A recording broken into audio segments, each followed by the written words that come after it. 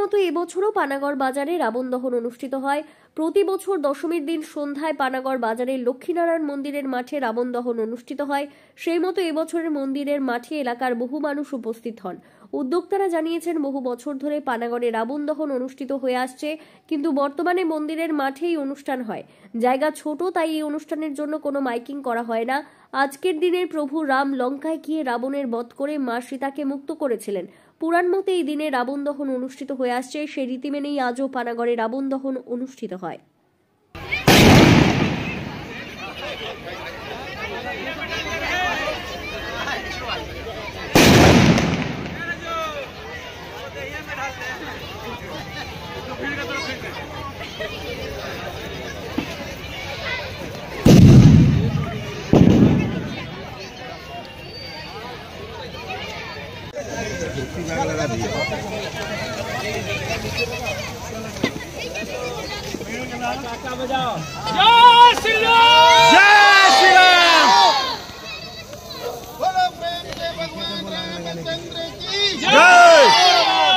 रमन पीछे से आदमी डीजल पीछे ना, पीछे से आना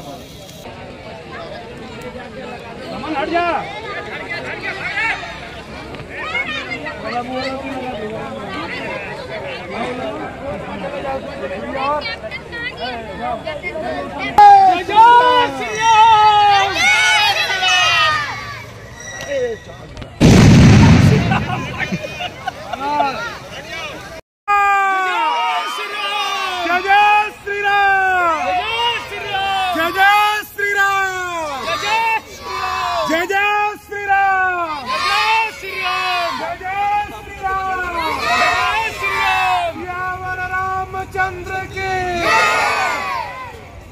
যেটা আমরা জানি যে অভালোর উপরে ভালোর জয়, অসত্যের উপরে সত্যের জয়, এই পরম্পরার পালন তো পুরো অল ইন্ডিয়া কি পুরো বিশ্বেই হয়।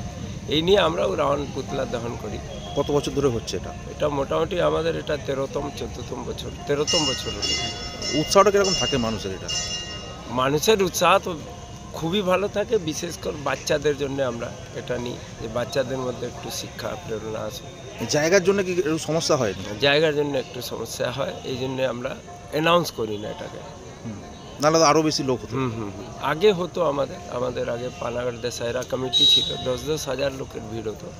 বাট ওটা আমাদের গ্রাম বাংলার উল্টো দিকে হতো, গুরুদ্বারাতে হয়েছে। সেই নিয়মটা এখনো পর্যন্ত রয়ে গেছে? পরম্পরা রয়ে গেছে, কিন্তু নিয়মটা রয়ে গেছে, কিন্তু জায়গা শর্টের জন্য একটু আমাদের অসুবিধা হয়। আপনার নাম? সত্যপ্রকাশ কেশরী।